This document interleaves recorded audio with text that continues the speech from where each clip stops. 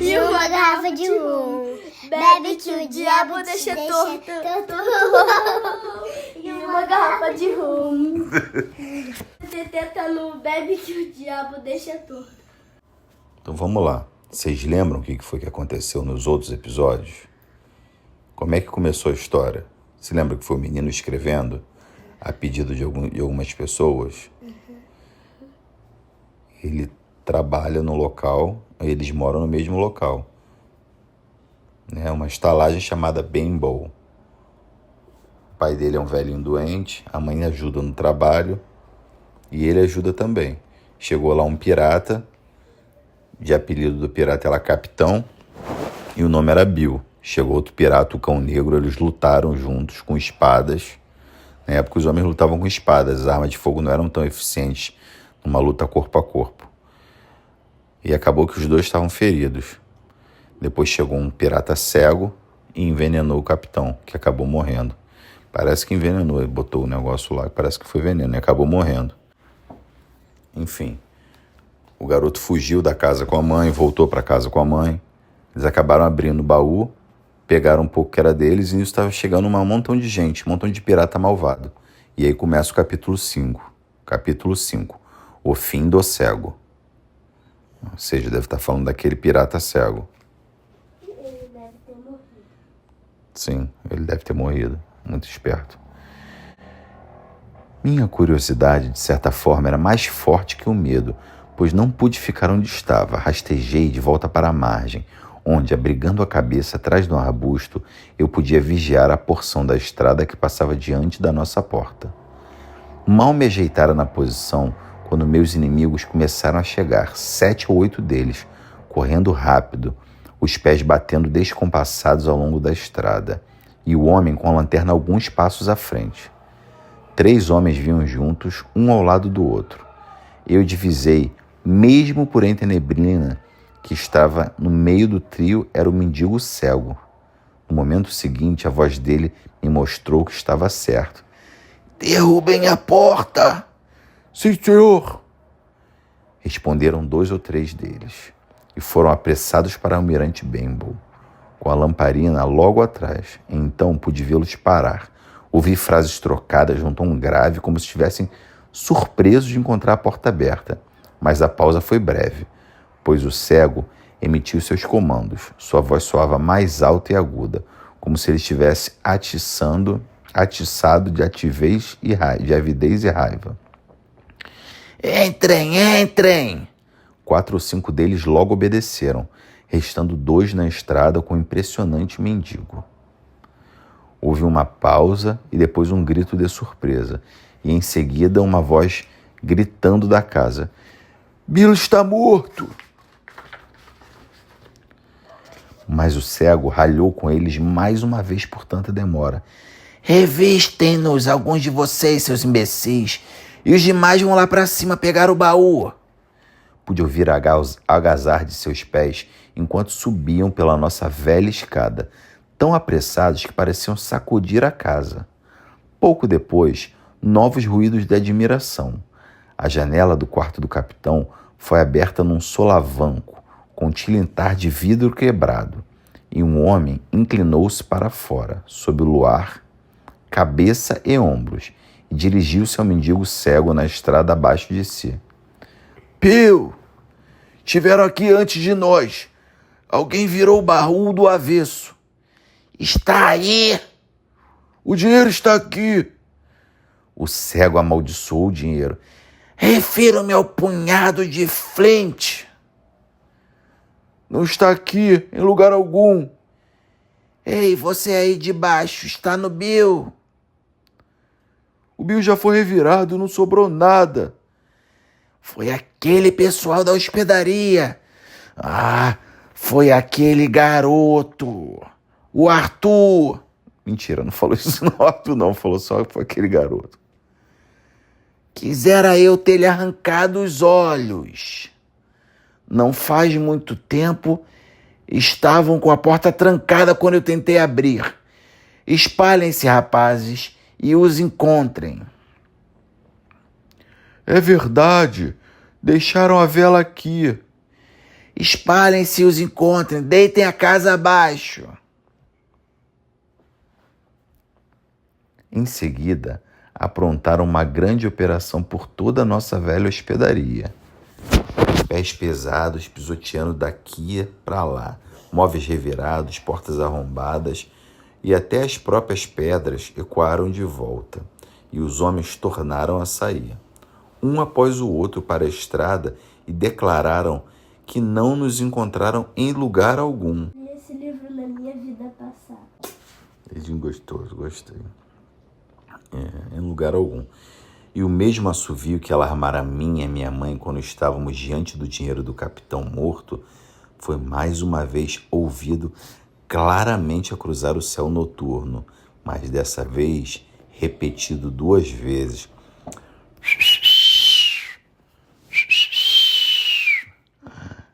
Era o assovio. Eu tinha pensado que era a trombeta do cego, por assim dizer, convocando sua equipe por ataque. Mas agora eu descobrira tratar-se de um sinal emitido da encosta do morro para a vila. E pelo efeito que tiveram nos bucaneiros, um sinal para avisá-los do perigo iminente. Quem sabe o que é bucaneiro? Eu que não. Se lembra que o nome do primeiro capítulo tem bucaneiro. Bucaneiro quer dizer pirata. Eis o Dirk de novo. 2 vezes. Teremos que desistir, camaradas. Desistir, ser inútil. Dirk sempre foi um tolo e um covarde. Não se preocupe com ele. Eles devem estar perto, não podem estar longe. Vocês os têm nas mãos. Espalhem-se e procurem, rapazes. Oh, pela minha alma, se eu enxergasse... Esse apelo pareceu produzir algum efeito pelos 2 sujeitos que começaram a procurar aqui e ali no meio do mato, mas sem muito ânimo.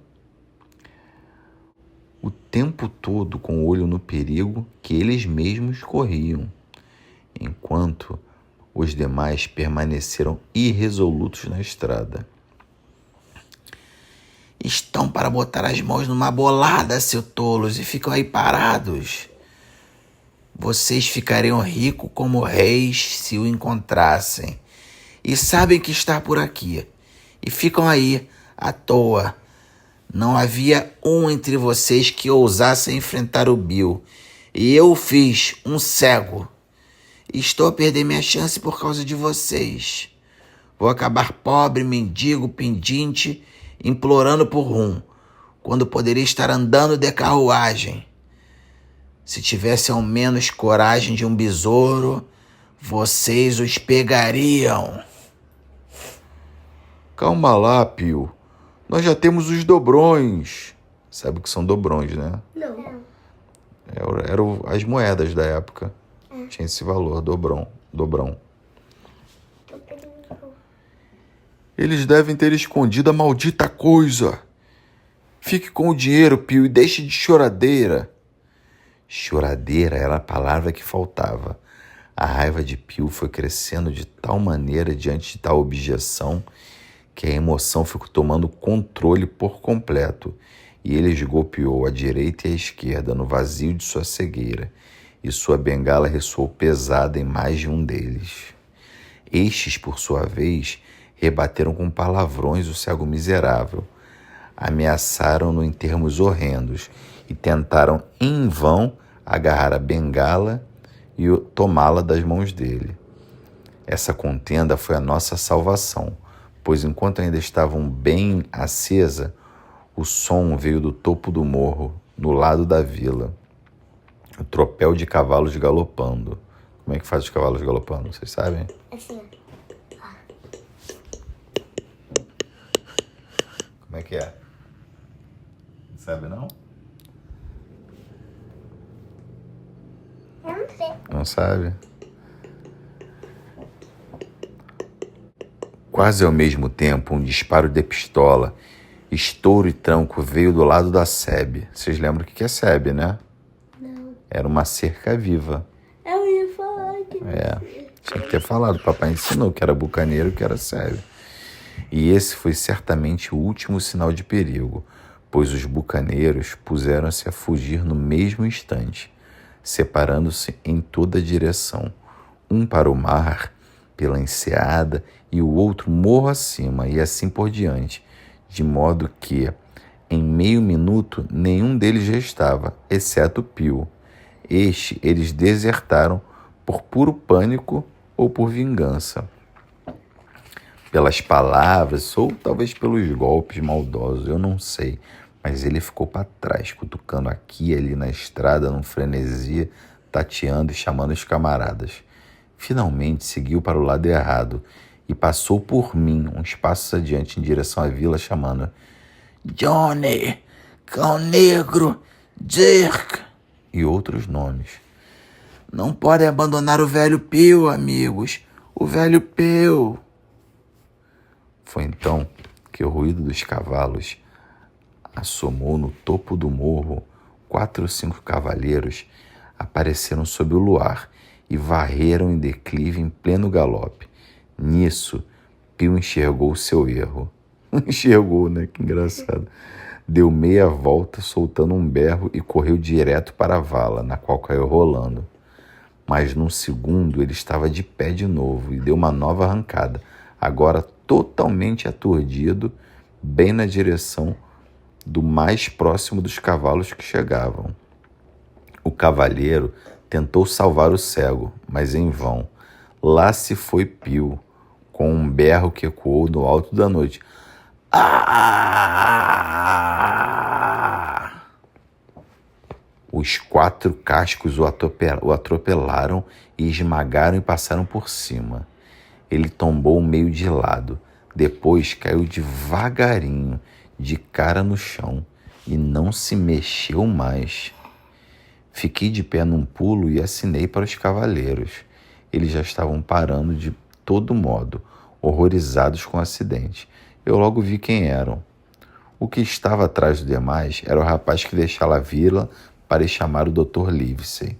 Os demais eram guardas fiscais que ele tinha encontrado no trajeto, com os quais teve a esperteza de logo retornar. As notícias acerca do lugre na Toca do Gato haviam alcançado o supervisor Dance e o puseram nessa noite em nossa direção.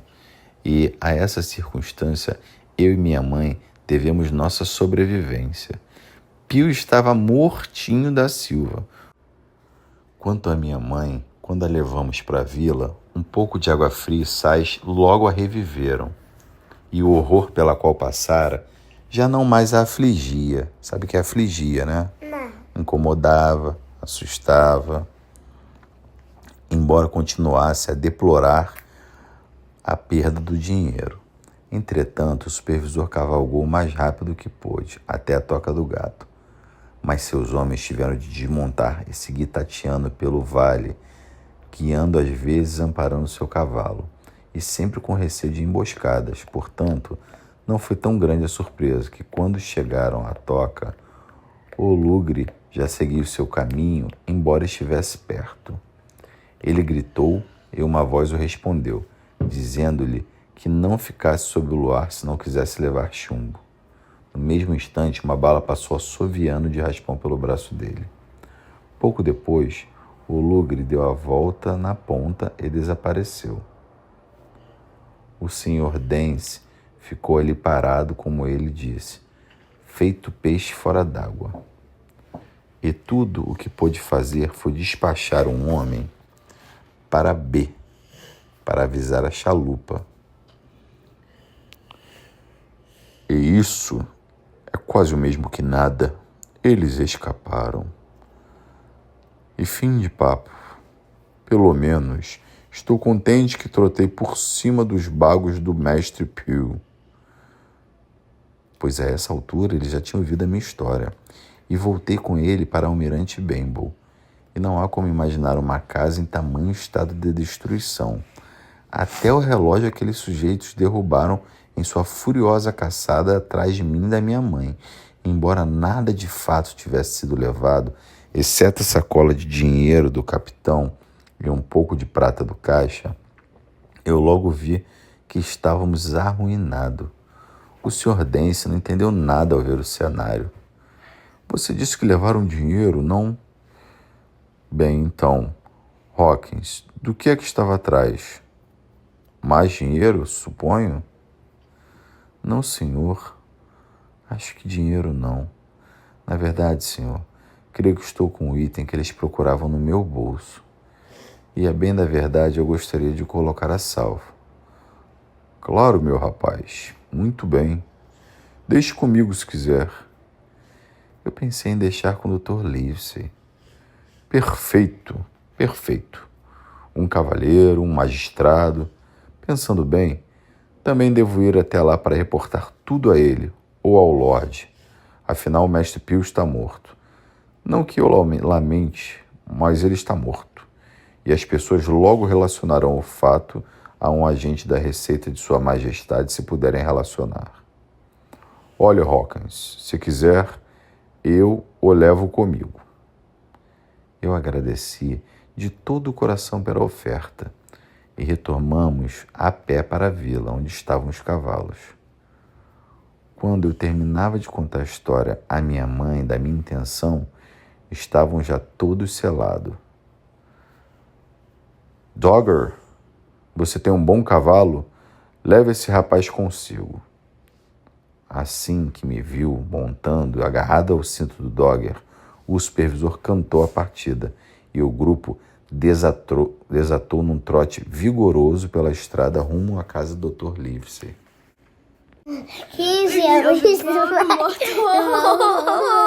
e uma garrafa de rum. Bebe que o diabo deixa torto. E uma garrafa de rum.